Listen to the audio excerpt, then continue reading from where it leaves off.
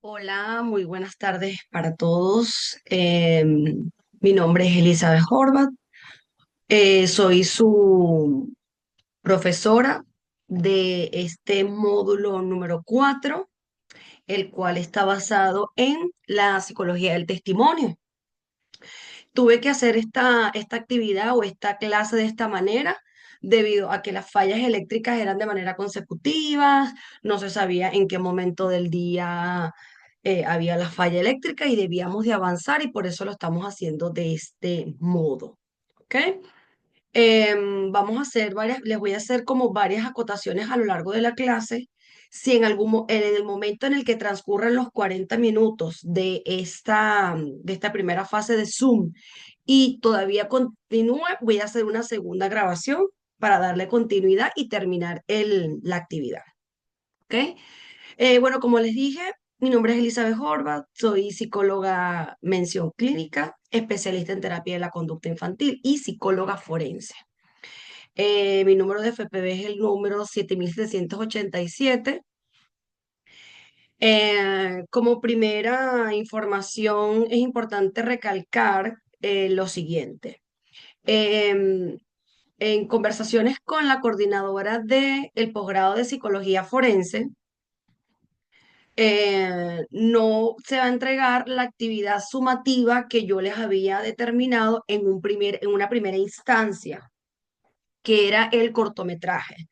Por nuevas instrucciones, la actividad sumativa que ustedes van a subir a la plataforma es el compendio de su tesina o su producción intelectual que ustedes están elaborando.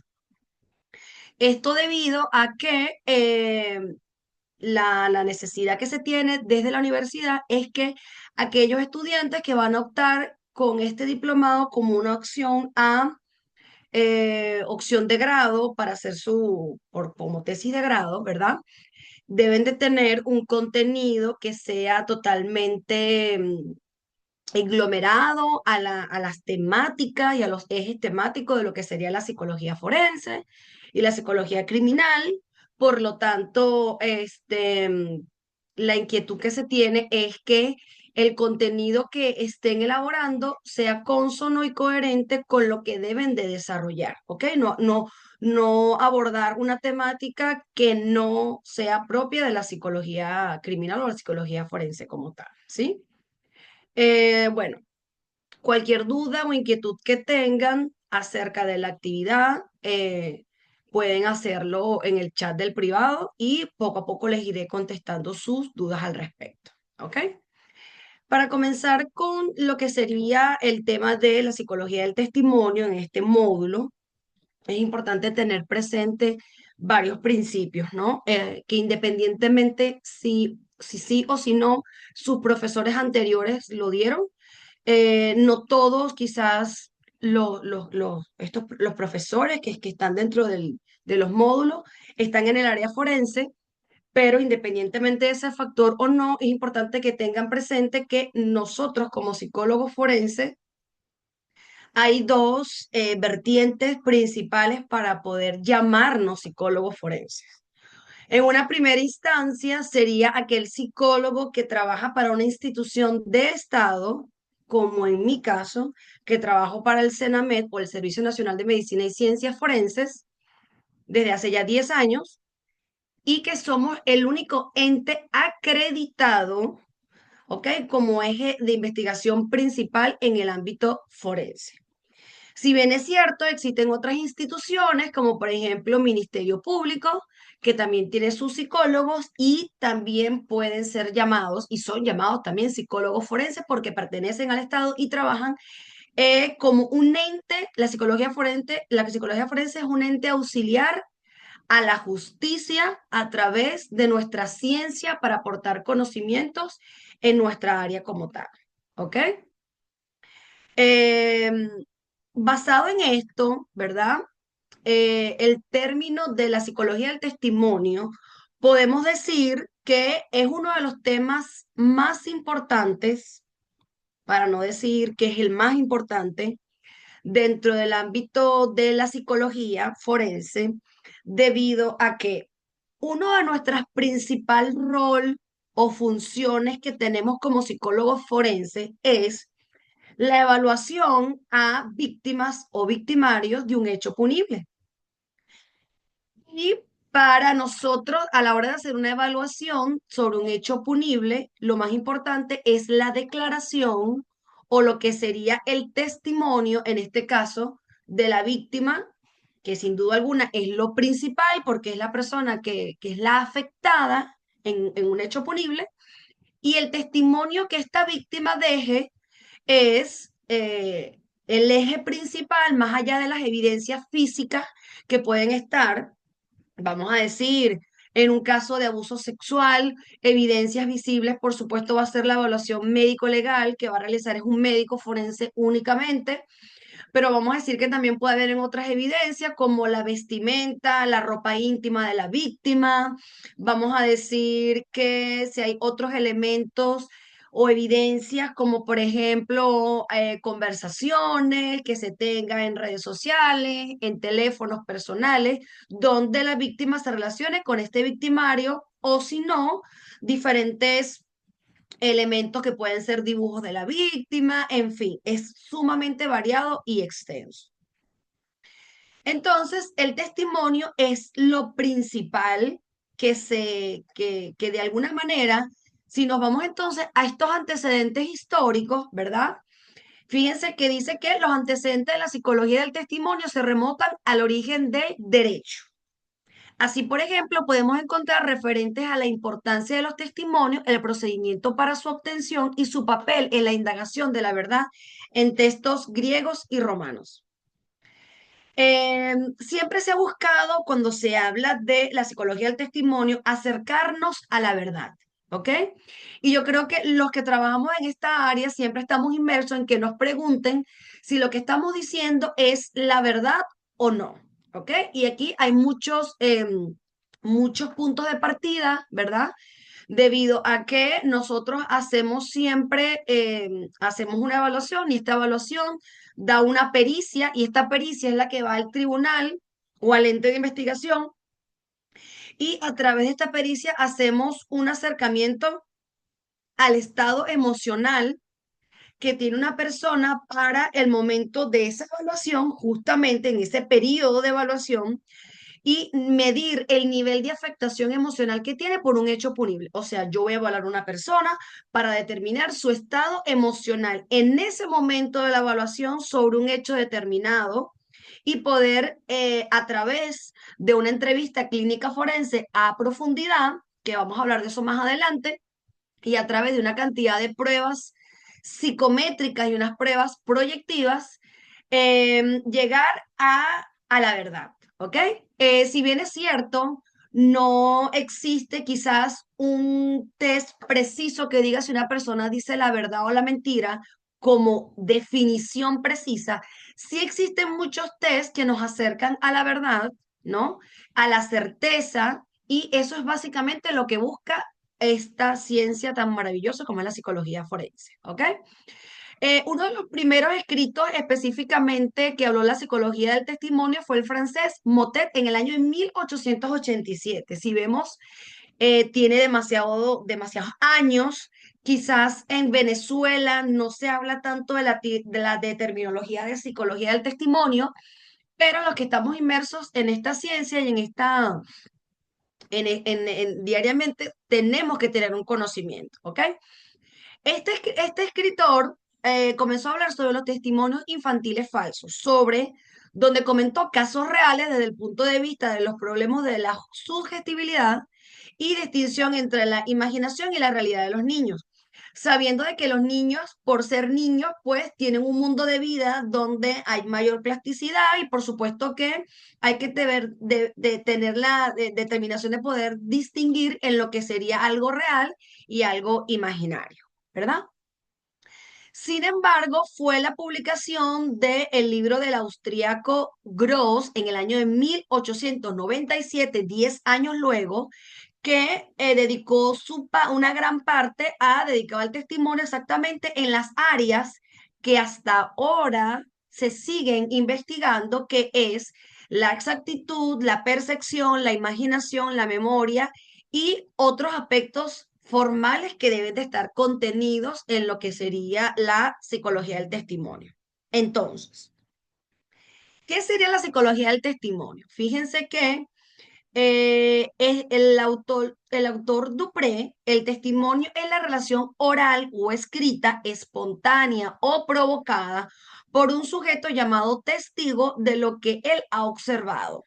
Su importancia fue preponderante en la práctica judicial y colocado en un lugar fundamental en la prueba jurídica.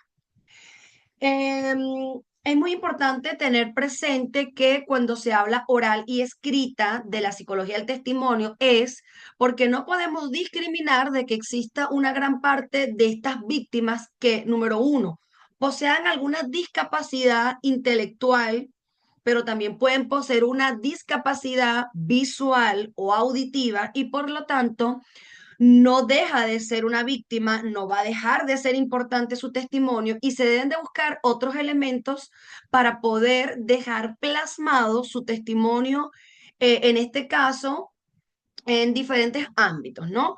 En Venezuela, el testimonio de la víctima comienza desde el primer punto de partida, que sería cuando esta víctima se dirige al ente de investigación, que puede ser el 6CPC o la policía, y allí comienza a dar su primera declaración de los hechos.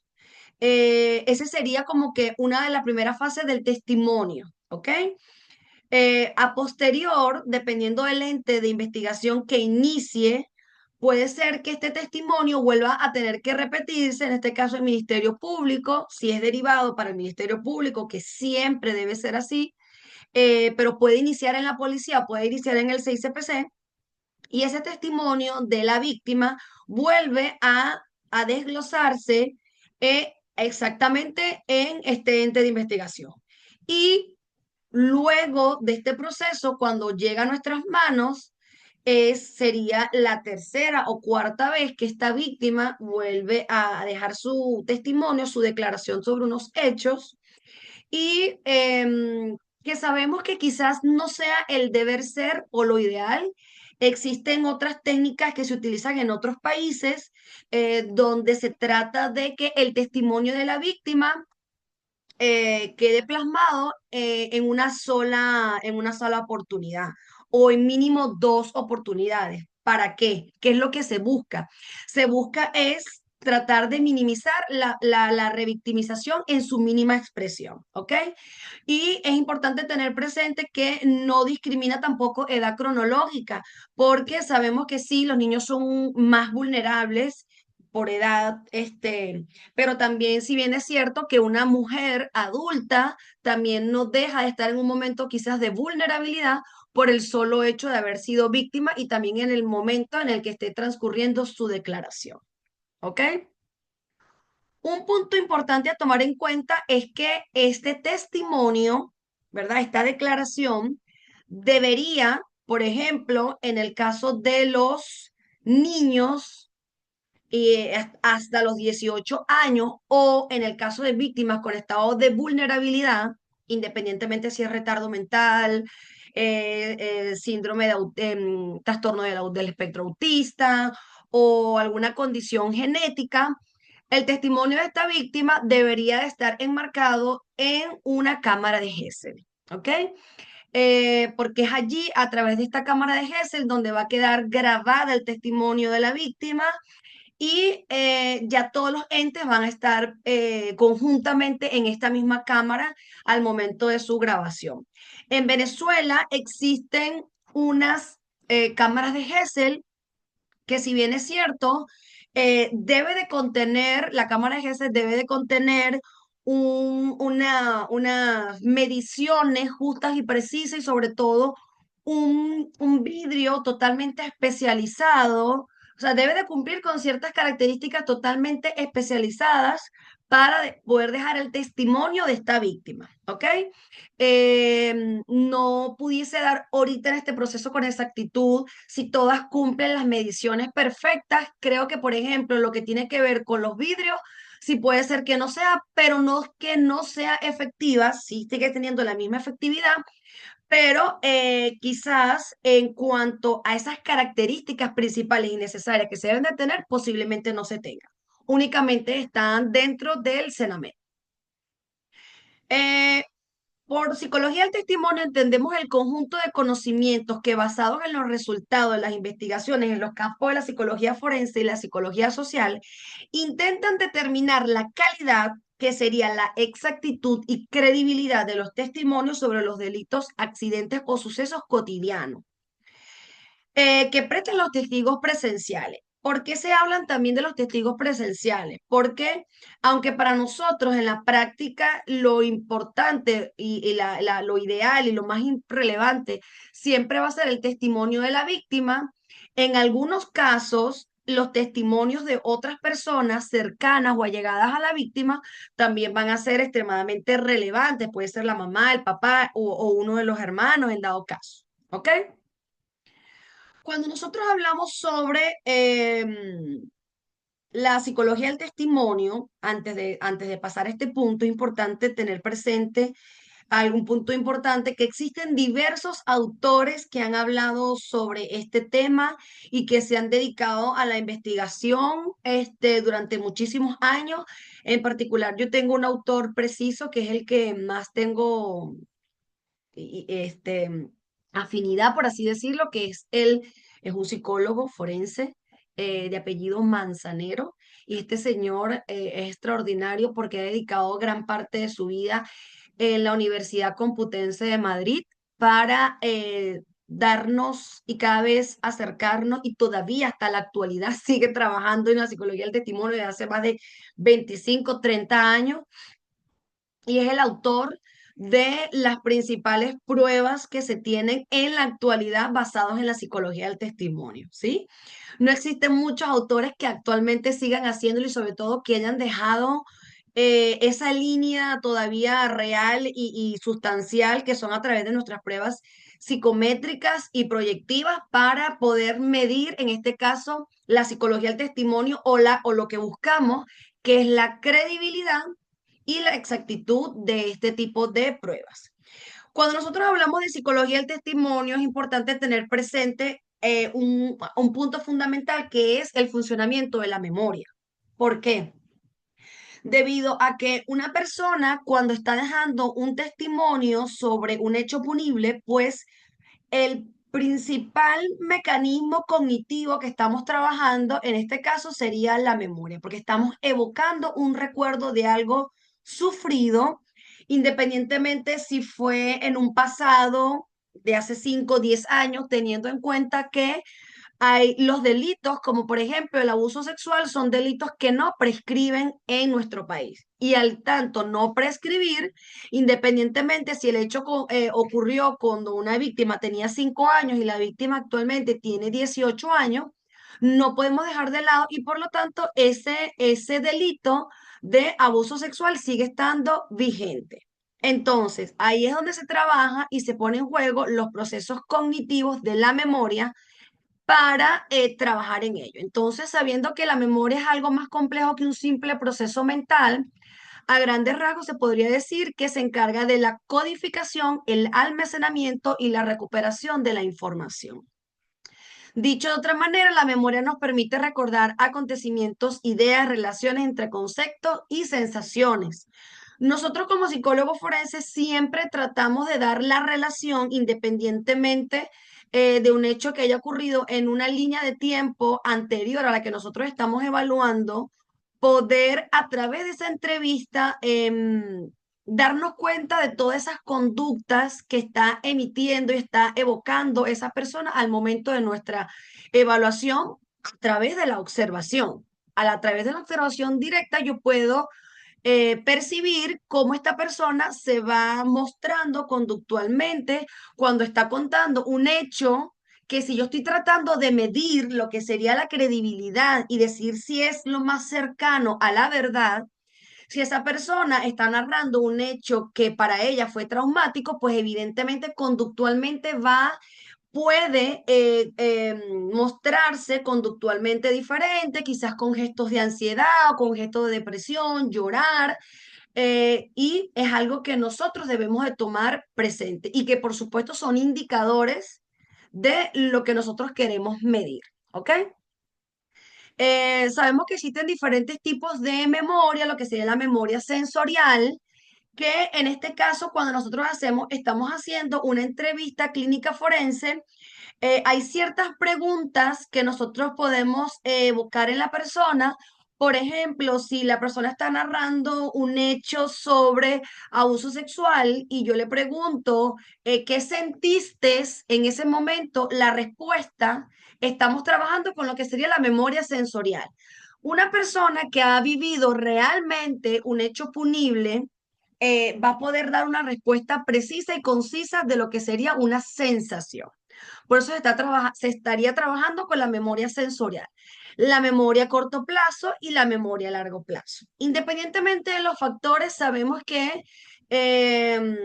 durante esa entrevista, aunque el hecho haya ocurrido hace un tiempo, trabajamos la memoria a largo plazo, pero a corto plazo estaríamos trabajando desde el punto de vista en el que la persona dijo lo que estaba ocurriendo y fue que quizás comenzó todo este proceso de denuncia y por lo tanto igualmente se está trabajando con lo que sería la memoria a corto plazo porque están ocurriendo factores y acontecimientos nuevos.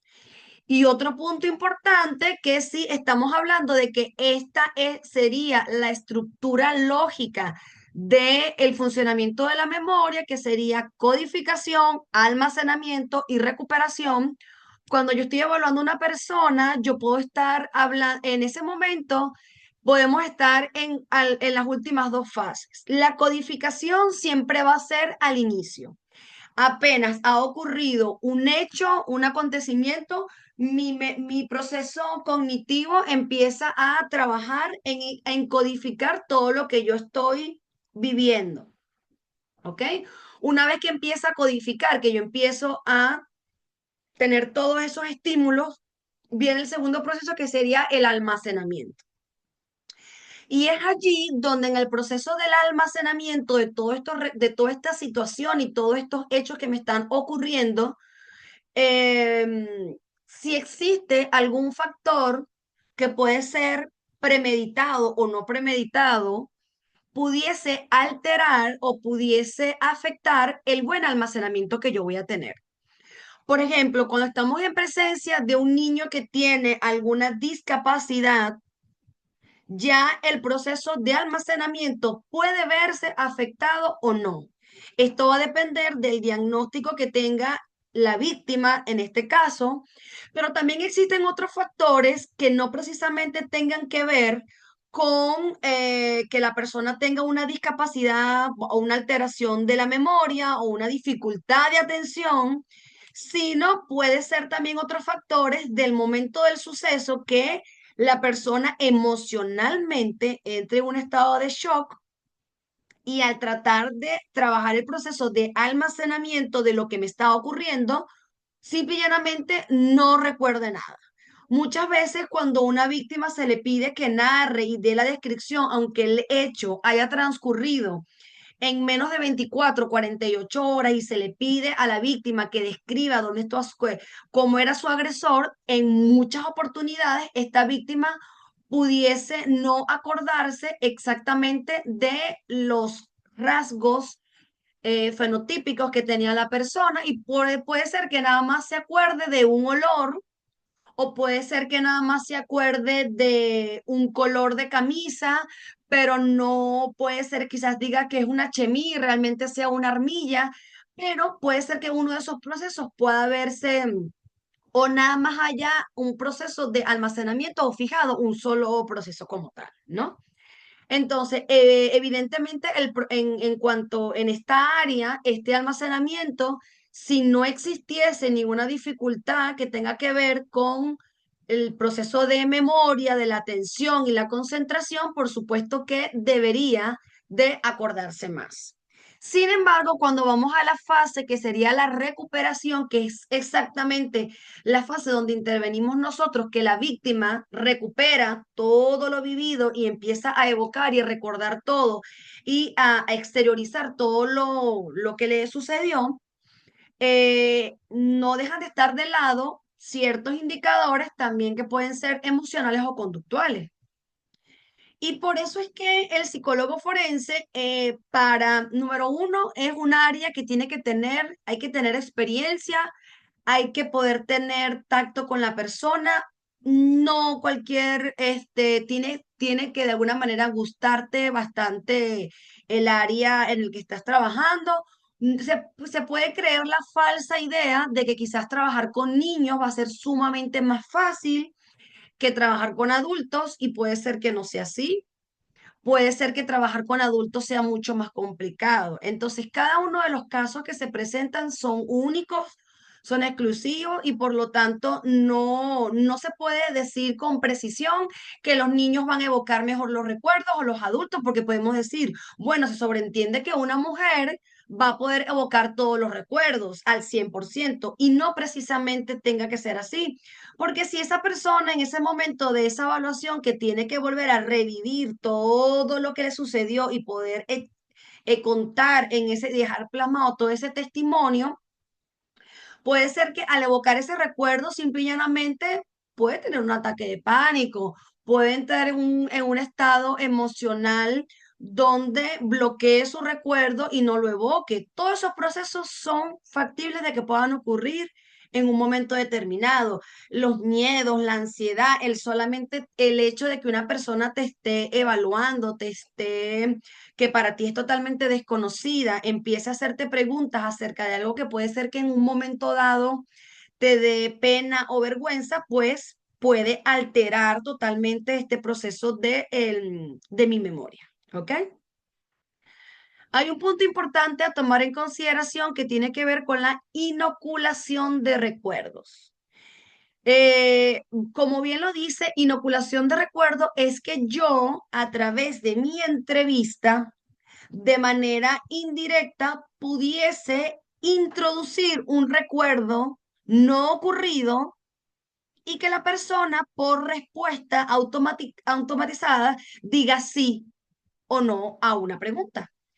Entonces, en el caso, hubo un estudio que se hizo en Argentina donde se determinó exactamente o se estudió sobre la inoculación de recuerdos que tenía mucho que ver, como les había dicho, no en todos los países la forma de dejarla el testimonio y la declaración de la víctima es de la misma manera.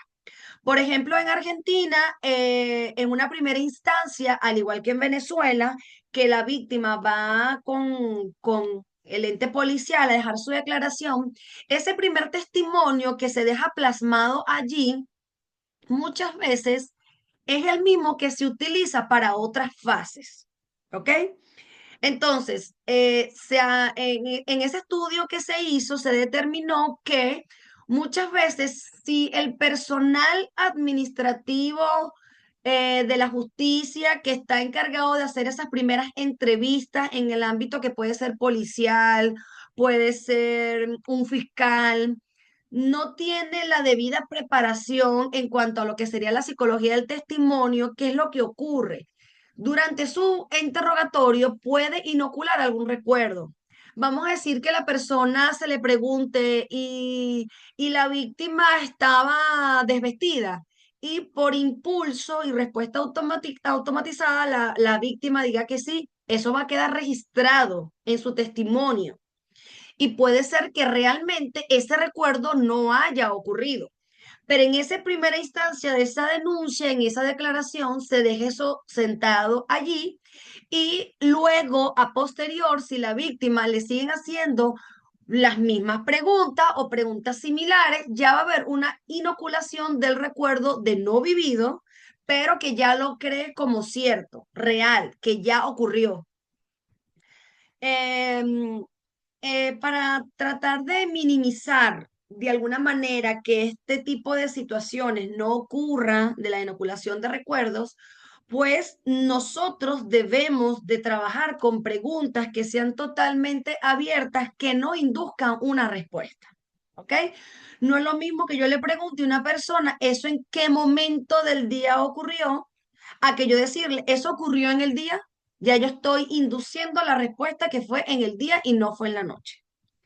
Entonces, eso es un factor sumamente importante a tomar en consideración en lo que sería para evitar el proceso de inoculación de recuerdos. ¿Ok? Otro aspecto importante a tomar en consideración de los muchos que existen, porque quizás el día de hoy traté de resumir lo más preciso y conciso lo que serían los aspectos de la psicología del testimonio, aunque son diversos. Hay aspectos psicológicos que tienen que ver con el testigo. Y uno de esos aspectos psicológicos que tiene que ver con el testigo o víctima que está dando la declaración, ¿verdad? Es sus características de personalidad. ¿Ok? Entonces, en la psicología forense son de materia de preocupación en algunos aspectos concernientes a la persona del testigo, que tienen implicancia en en su declaración testimonial, como son los relativos a su personalidad, la salud mental y la moralidad, entre otros, los que de alguna medida se contemplan en los textos legales, porque siempre ¿qué es lo que sucede? Como nosotros estamos y como somos un ente que trabaja con la justicia, eh, las personas que trabajan directamente con nosotros son abogados, que al no ser psicólogos, no comprenden de alguna manera, no es que no comprendan al 100%, pero comprenden una parte de lo que sería el trabajo y el estudio del psicólogo como tal, y nosotros tenemos que tratar de ser lo más preciso, conciso, para poder ayudarlos a ellos a acercar a que, en este caso, un juez sea el que dé un veredicto lo más ajustado a la norma y lo más ajustado a la verdad y a la justicia en este caso, ¿no?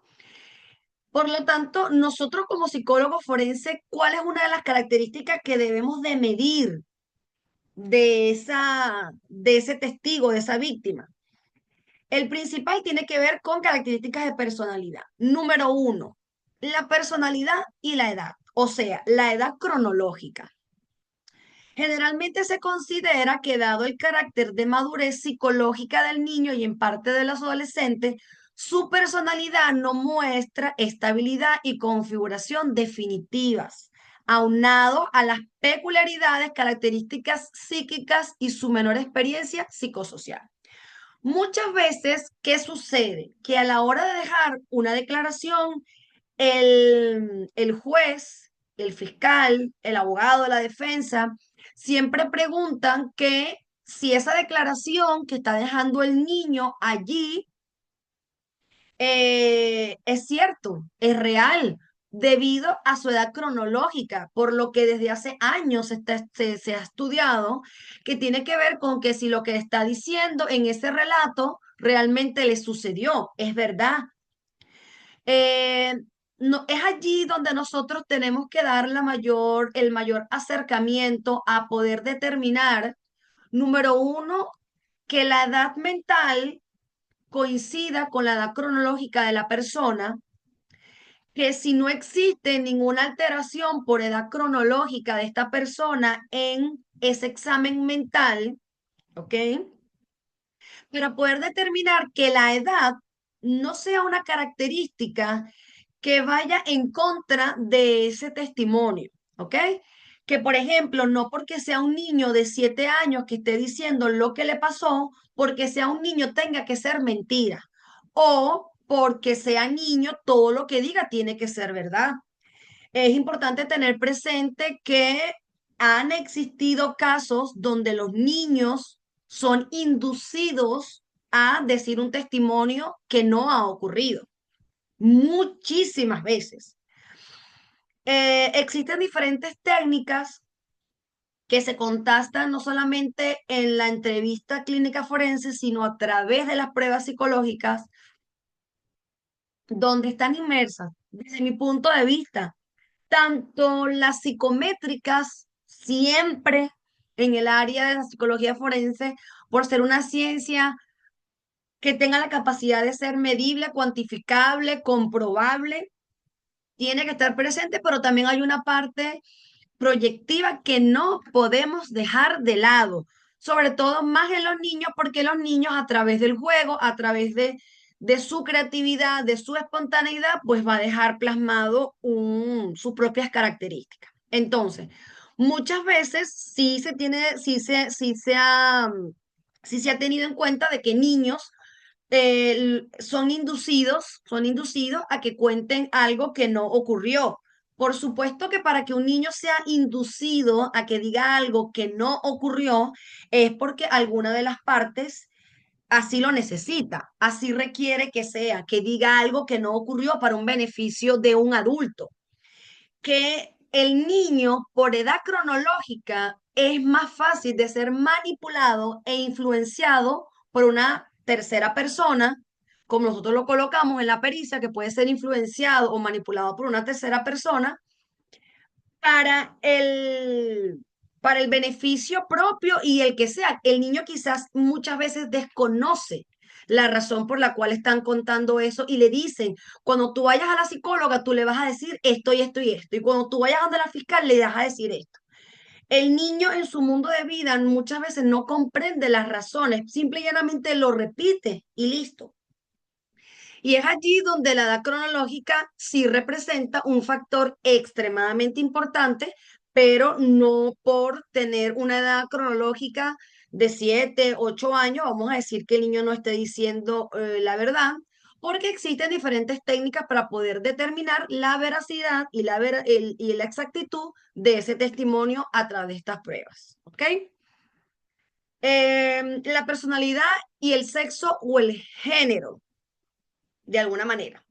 William Stray había efectuado, perdón, algunos estudios sobre este particular y las opiniones en ese momento eran que un varón era más confiable en su testimonio con respecto al de una mujer, aunque se consideraba también que el testimonio de la mujer era mucho más exacto en detalles. ¿Ok? La realidad que tenemos hoy en día es que esa es una característica que no es para nada discriminatoria de que el testimonio de un varón sea más relevante o sea más real o más acercado a la realidad que el de una mujer, pero sí podemos decir que por características de personalidad que puedan tener introyectadas cierto género, puede ser un poco más espontáneo, un poco más rico en detalles que en nuestro ámbito de investigación.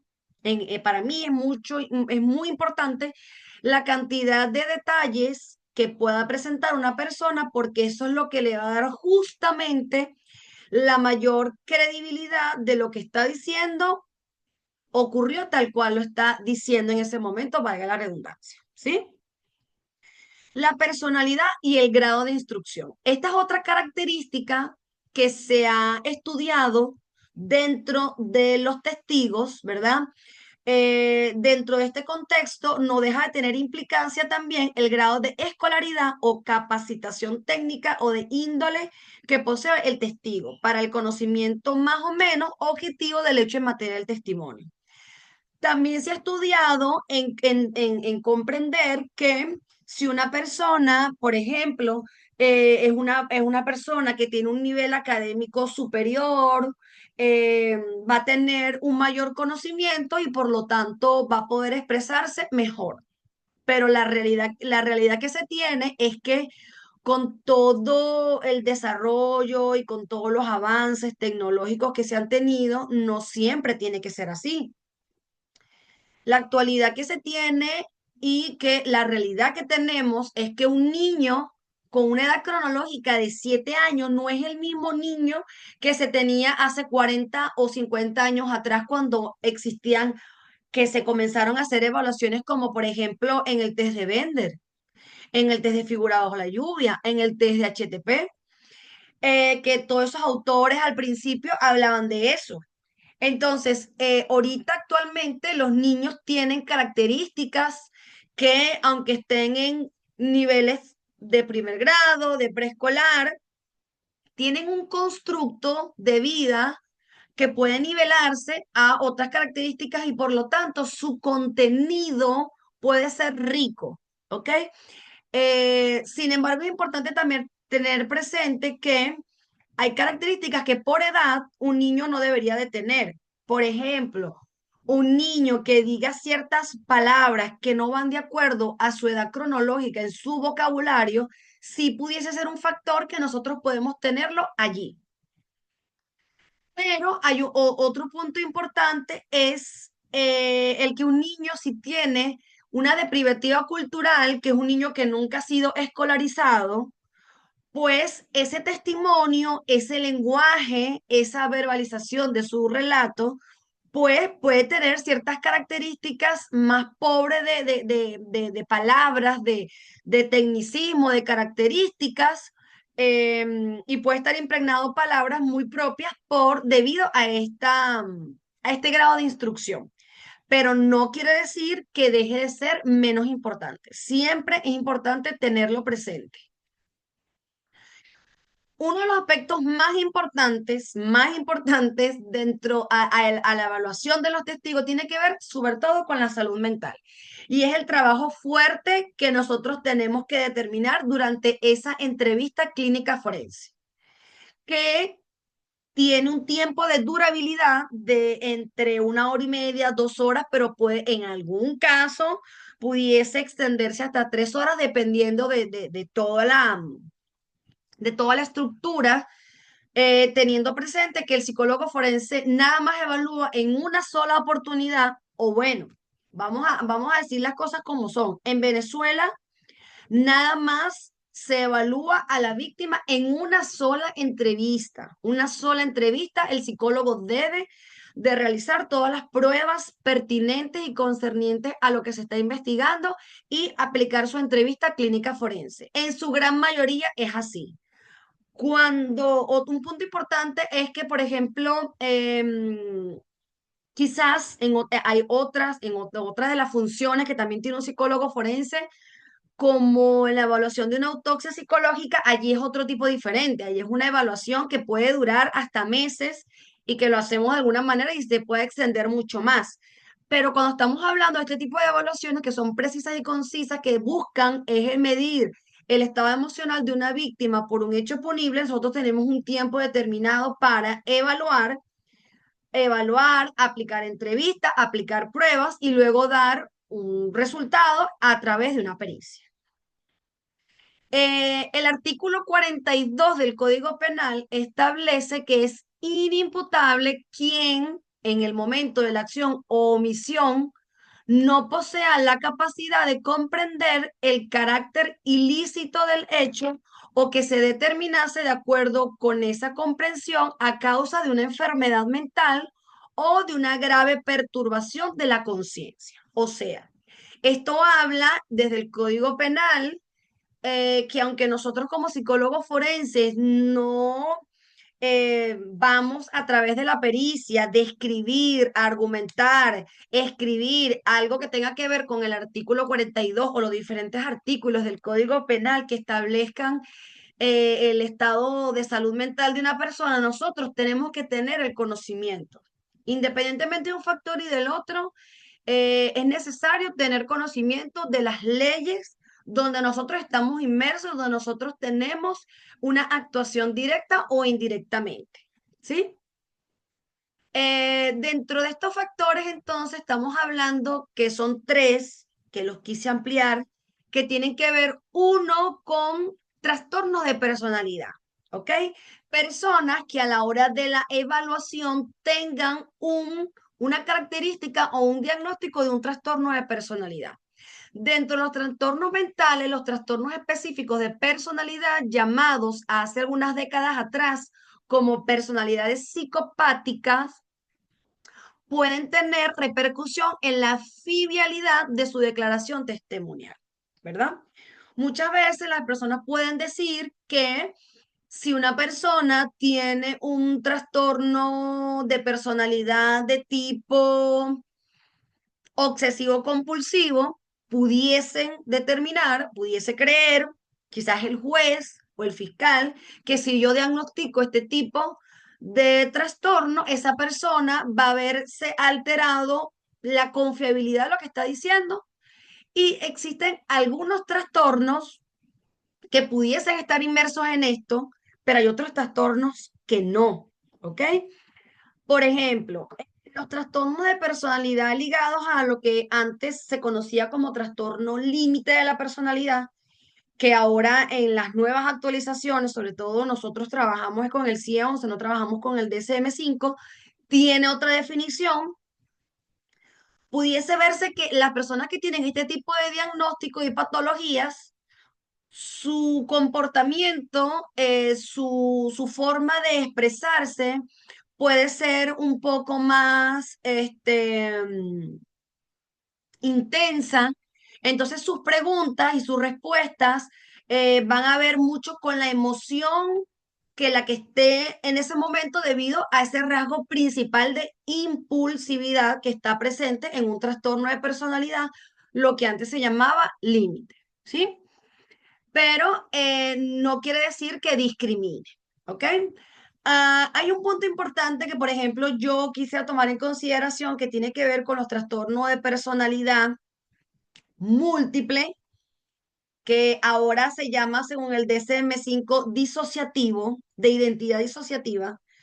Realmente no hay estudios que puedan, o sea, no ha habido un caso donde vamos a decir que una persona esté implicada en homicidio, independientemente de los niveles que existen, y se le pueda decir que debido a que presentaba un trastorno de personalidad múltiple, cometió este delito y lo den como inimputable. Hasta, hasta donde tengo mis conocimientos es bastante complicado. Quizás muchos de ustedes han podido ver películas, series de televisión que guarden relación a ese tema, como la película Fragmentado, donde de alguna manera se comprueba que la persona se fragmenta su psiquis en diferentes personalidades y que quizá el homicida no es el eje central de personalidad real, sino es otro. Pero la realidad que tenemos es que para que eso suceda es bastante complejo de que ocurra, porque hubiese que evaluar a la persona al momento inmediato de haber cometido ese hecho, hacerle una cantidad de entrevistas, pruebas, para que realmente determinar que el que lo cometió no es eso. O sea, es una situación sumamente compleja que es importante tener presente, que hay que dejar de lado como el ámbito ficticio, imaginativo que se tiene, que la realidad es bastante confusa. Yo explicarle a un juez que el que lo mató no fue Juan Cáceres, sino que fue una personalidad que se llama Joe, que muchas veces dice, de verdad que es bastante complejo de que eso se lleve a la realidad y que se pueda comprobar, ¿ok? Sin embargo, existen otros que tienen que ver con los trastornos psicóticos. En este caso, si estamos hablando de un grupo de trastornos mentales donde sabemos que existe una alteración a nivel de características superiores que tiene que ver con que sensoperceptivamente hay una alteración. Entonces, allí sí entra en juego estas características para que la persona, como hay una afectación y hay una alteración de su capacidad de juicio y discernimiento a través de estas características por un trastorno de personalidad de esquizofrenia o una depresión con un brote psicótico, sí se puede determinar que al momento de haber cometido este hecho punible como tal, no, su capacidad de juicio y discernimiento estaba alterado y pudiese entrar en esta clasificación que sería inimputable. Es importante también tener presente que el concepto de inimputabilidad nosotros como psicólogos lo debemos de conocer, pero no lo usamos, no es jurisdicción de nosotros. Eso es únicamente el juez que tiene la capacidad de determinar luego de hacer una entrevista, luego de haberse presentado todas sus evidencias, todos sus testigos, todas sus pruebas, todos sus elementos de convicción para ellos poder determinar que al momento de tal hecho esa persona estaba pasando, por ejemplo, por un trastorno depresivo con un brote psicótico y que se considera inimputable. Eso no lo determinamos nosotros, sino solamente un juez. Y por eso es que la psicología forense es un ente auxiliar porque aporta este conocimiento a la justicia para que él pueda comprender que en ese momento esta persona estaba pasando por esta situación. Y por último, tenemos aquí lo que serían los testigos con un retardo mental. Sabemos que en el caso de los retrasos, que esta es una clasificación, ojo, que no es directamente mío, sabemos que no debe llamarse retraso mental, pero desde muchos años se consideraba en las calificaciones de la ley desde esta manera, este, y siempre se ha determinado que una persona cuando se evalúa si tiene algún tipo de un trastorno del desarrollo, tanto leve, moderado como grave, pues también entra en esta calificación de inimputable por su estado mental, ¿ok? Quizás, y es así, es una de las características como más fácil de las tres que se está presentando aquí, como más fácil y más para poder determinarse, debido a que sabemos que independientemente de la edad cronológica de la persona, si tiene un diagnóstico de un trastorno del desarrollo con una discapacidad, estamos entonces en presencia de una persona vulnerable donde su capacidad de juicio y discernimiento no va acorde a su edad cronológica, mentalmente, y por lo tanto no debe de hacerse responsable, en este caso inimputable, del hecho en el que se cometió. ¿Ok? No quiere decir que la realidad que se pueda tener desde el aspecto de nuestra legalidad, no existan personas que tengan algún retardo mental leve y puedan estar imputados de algún delito. ¿Debido a qué? Debido a múltiples factores. Nosotros en Venezuela no se tienen un centro penitenciario especializado en personas con discapacidad mental, de ninguno de sus niveles. Por lo tanto, al no tenerlo, sí se le dan muchas concesiones y puede ser que en muchos de los casos esa persona le dé un beneficio de una casa por cárcel o que quede bajo presentación, pero no quiere decir porque quizás en su andar conozcan una persona en algún momento que diga, pero esa persona como que tiene un retardo y pero porque está dentro de un lugar de penitencia, está preso en una penitenciaría y es debido a esos factores, ¿ok?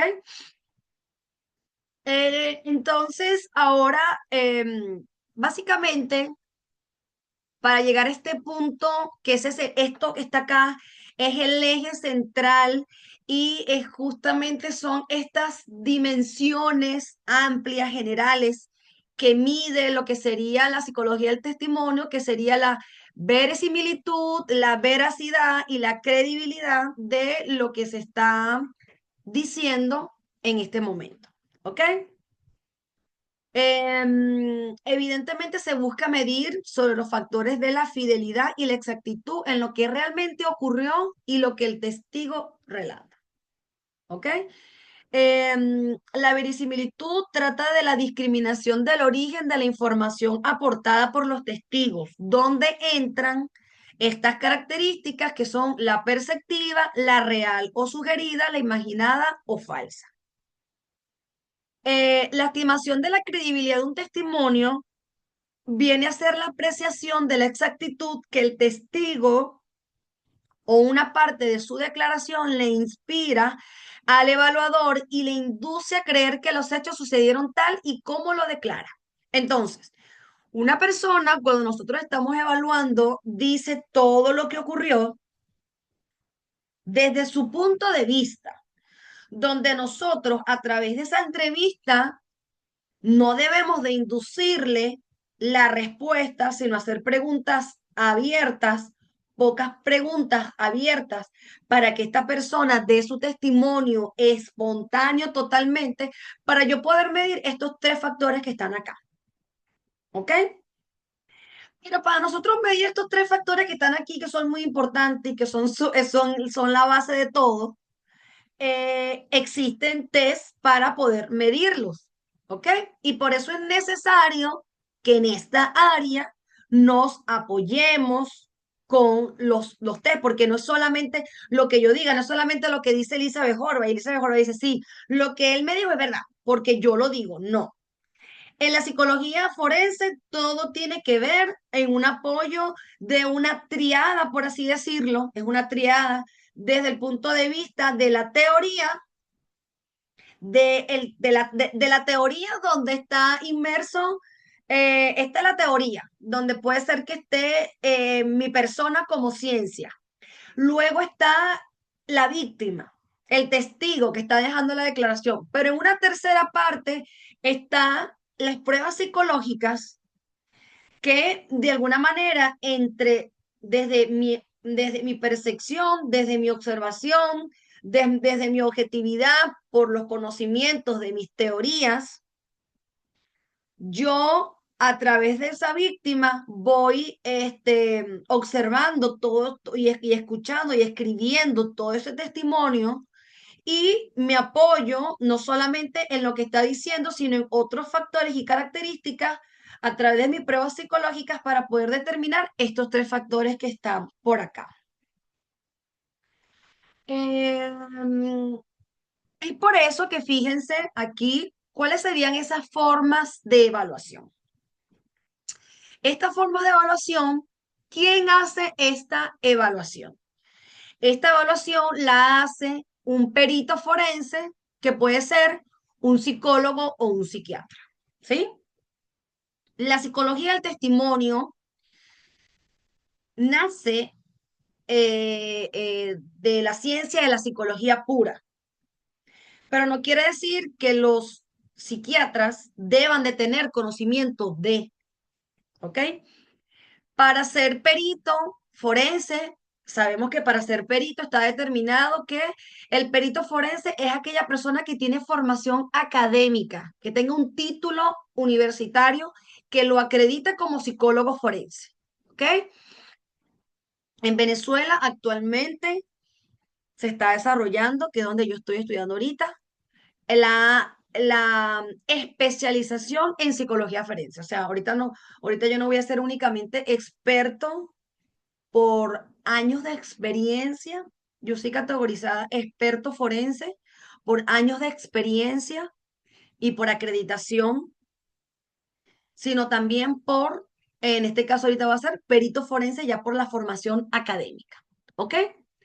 Entonces, esto se trabaja bajo la clasificación de los métodos y técnicas para la evaluación de la credibilidad de la declaración de un testigo. Uno, por la observación de las conductas verbales y no verbales del sujeto, que son estas microconductas, que es lo que le estaba mencionando con anterioridad, donde la víctima que vivió realmente un hecho punible, un hecho traumático, a la hora de hacer esa entrevista va a evocar un recuerdo y va a tener una conducta que yo, a través de mi observación, voy a ir dejando plasmada para dejar en evidencia en esa pericia que yo voy a hacer más adelante. El examen de algunas respuestas fisiológicas como la presión sanguínea, el ritmo cardíaco, la respuesta galvánica de la piel, es otra de las técnicas que se pudiese utilizar, que evidentemente en este caso no lo hacemos nosotros, pero vamos a decir que en este caso, y ojo, el psiquiatra hace un examen mental y no es que mide estas características o respuestas fisiológicas, pero nosotros sí podemos ver también a través de la conducta una persona que se empieza a agarrar mucho las manos y empieza a sudar y sudar y sudar. Es una respuesta fisiológica, conductual de algo que está en ese momento, ¿ok? Y el análisis del contenido de la declaración del testigo, que es a través de estas pruebas. O sea, nosotros hacemos un análisis del contenido de la declaración. Eso es a través de una prueba psicológica. Entonces, ¿cómo lo hacemos? Una entrevista, pruebas psicológicas y la observación. Dentro de estas entrevistas existen diferentes tipos de entrevistas. ¿Ok? Tenemos la entrevista cognitiva, ¿verdad? Esta entrevista cognitiva, ¿de qué trata? De reconstruir mentalmente los contextos físicos personales que existieron en el momento del crimen o del hecho a recordar. Yo voy a empezar a reconstruir. ¿Quién reconstruye? La víctima, yo no. Yo a través de mi entrevista le voy a hacer preguntas que esta persona a su vez va a reconstruir los recuerdos de lo que incluye. Entonces, esto implica que al testigo se le pida que trate de situarse mentalmente en el lugar del hecho, teniendo en cuenta tres aspectos: elementos emocionales, elementos secuenciales, que es ese orden cronológico que es sumamente importante y relevante, de ese orden cronológico de los hechos, desde que llegó hasta que se fue el agresor, qué ocurrió en ese lapso de tiempo, y características perceptuales. Si alguien entró, si alguien salió, cómo me sentía, si había algún ruido exterior que estaba por allí, algún sonido, olor que me puedan dar de relación, que se fuese un día en específico, es que se diera el Día de las Madres. Esos son características perceptuales que durante esa entrevista cognitiva se debe de hacer. Evidentemente, para hacer este tipo de entrevista cognitiva, el recuerdo es libre. Consiste en pedirle al testigo que narre todo lo sucedido, incluyendo la información parcial e incluso detalles que considere intrascendentes para la investigación. Por ejemplo, que diga, bueno, ese día mi mamá se fue al mercado a comprar las manzanas, que son las frutas que más me gustan. Se pudiese decir que esa expresión no guarda relación con lo que se le está preguntando, como que le diga, y fíjese que a mí me encantan las manzanas. Y tú y que, ok, está bien, pero dentro de su declaración y este recuerdo libre y espontáneo, en el que recuerde y evoque ese hecho como tal puede considerarse trascendental, importante, relevante. Esta declaración es de tipo narrativo, dejando al testigo hablar sin interrupciones ni preguntas. Entonces, en una entrevista cognitiva, para yo poder relacionarla, como bien lo dice, yo evito hacer diferentes preguntas. Yo le puedo decir, cuéntame qué fue lo que te ocurrió. Puede ser que su testimonio sea largo de 2 páginas, como puede ser que sea de 4 líneas, ¿sí? Y si ese es el tipo de entrevistas que yo voy a hacer, y fíjense que yo lo coloco aquí sin inducir respuesta, porque yo hago preguntas abiertas o hago una sola pregunta generadora, yo lo coloco. Eh, este tipo de entrevistas cognitivas no son adecuadas para los niños, ¿ok? De hecho, nosotros no hacemos este tipo de entrevistas cognitivas en esa estructura como tal. Un tercer punto dentro de la entrevista cognitiva está el cambio de perspectiva. Trata de animar al testigo a que se ponga en el lugar de otro de los actores del evento. Esta es una técnica que se apoya en estudios de Bauer en el año 1967, quien advirtió que los sujetos, al imaginarse los personajes de una historia, recordaban más detalles propios de la perspectiva del personaje con quien se habían identificado que el de otros personajes. Es por eso que cuando yo a esta persona le pido que haga entonces una prueba psicológica proyectiva y yo utilizo, vamos a hacer que lo diga antes de hacer la entrevista o después, yo estoy trabajando esa técnica, porque yo le puedo pedir que, ¿y quién dibujaste aquí? ¿Quién es esta persona? A ver si se identifica con alguno o pedirle, porque en este caso se le pide, en esta técnica que se le pide de que imagine a otra persona de que fue a Manuela la que le ocurrió esta circunstancia y que cuente qué fue lo que le ocurrió a Manuela en aquel momento dado. El recuerdo libre consiste en pedirle al testigo que narre todo lo sucedido, incluyendo la información, como le había dicho, parcial o imparcial. La introducción invita al recuerdo desde diferentes puntos de partida. El recuerdo es en orden inverso, puede ser al revés, puede comenzar desde el final y como llevar hasta el principio. En otras palabras, se pretende que el individuo narre los hechos desde un orden diferente a cómo se desarrollaron. Son formas diferentes de conducir una entrevista cognitiva. De alguna manera, lo que se ve en muchas series de televisión son entrevistas cognitivas, como para poder colocarlas un poquito en contexto. ¿Ok? Luego tenemos las entrevistas estructuradas.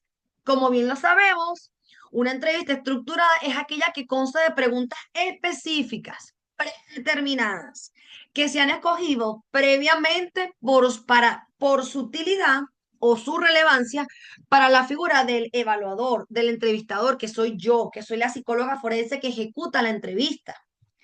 Entonces ya yo tengo una cantidad de preguntas predeterminadas que están allí por un porqué, que buscan una respuesta en específico y que yo sé que todas las preguntas que ya le estoy haciendo de manera estructurada están, me van a dar la respuesta que yo necesito obtener para que ese testimonio de esta víctima sea lo más amplio, preciso y conciso. La finalidad de este tipo de entrevista es obtener información muy puntual sobre el entrevistado. Por lo general, estas entrevistas vienen en forma de un cuestionario o que el entrevistado puede llenar por sí solo en el que sea necesario. Por supuesto que independientemente de la estructura que se esté estableciendo, no se pueden inducir respuestas. Y por eso en cada una lo dejo, porque siempre el psicólogo forense no debe de inducir, no debe de impregnarle su propia inducción al recuerdo de lo que está sucediendo. En el caso de nosotros, utilizamos una entrevista semiestructurada, que es lo que nosotros llamamos una entrevista psicológica forense, ¿sí? Em, Porque nosotros buscamos siempre hacer una entrevista estructurada, pero hay ciertos puntos de partida en esta entrevista que pueden quedar abiertas, donde se le pueden hacer repreguntas para poder llegar a la verdad. La psicología forense, hay muchas formas de preguntar lo mismo de diferentes maneras y que yo durante la declaración le vuelva a repreguntar. Es como decir, los que conocen el MMPI, que lo han leído, saben que él hace las mismas preguntas de diferentes maneras con el objetivo principal de medir la verdad, de medir la mentira. Y es por eso que nosotros, como psicólogos forenses, debemos de siempre tratar de acercarnos a la verdad, de ser lo más objetivos posible, porque trabajamos desde una ciencia medible, cuantificable, y por lo tanto tenemos todas las características para poder hacerlo, siempre basados en la objetividad. Esto es todo por la clase de psicología del testimonio. Espero que sea de su agrado. Me da mucho pesar que no haya podido ser presencial para poder interactuar con ustedes, para que me hayan podido hacer preguntas de de todo, porque sé que este es un tema, bueno, a lo que nos gusta, apasionante, y sobre todo porque la experiencia que se tiene, quizás ustedes podían contrastar sus preguntas, sus interrogantes, pero bueno, les muestro aquí un tema bastante relevante y una base fundamental de lo que sería la psicología forense y la psicología criminal.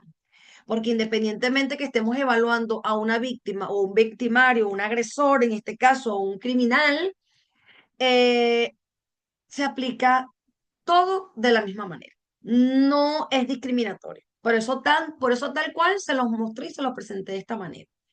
Entonces, bueno, ya saben que como actividad sumativa deben de entregar eh, su, su tesis, su tesina, su elaboración de trabajo para yo los corrija. Yo voy a hacer por así decirlo, el evaluador de fondo, de contenido de lo que ustedes estén haciendo. Se me pidió que por favor fuera lo más ajustado a las exigencias de la universidad y ajustado a a la exigencia que deben de tener ustedes como profesionales. ¿Ok? Entonces traten de enfocar siempre ese contenido a la psicología forense, no se vayan por las ramas, la psicología forense es precisa y concisa y mi intencionalidad es aportar conocimiento, aportar ayuda y aporte, pero traten de hacerlo lo mejor porque voy a ser lo más objetiva y precisa en las correcciones que se le va a hacer. Sé que van a tener un tiempo para realizar esa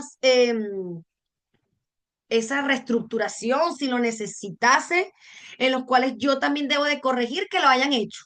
Entonces, cualquier inquietud, duda que tengan, también pueden comunicarse conmigo por el chat de la página principal y allí pueden aclarar todas sus dudas. Que tengan una feliz tarde y bendiciones para todos, a su orden siempre. La medicatura forense del CENAMED, también estoy a su orden, formo parte de la Junta Directiva del Colegio de Psicólogos del Estado de Aragua, yo soy la tesorera. Y bueno, a los colegas que forman parte del Estado de Aragua y que este vaya a ser su último peldaño para graduarse, pues entonces los veré en el colegio más adelante y para su inscripción. Y espero que tengan una feliz tarde. Hasta luego.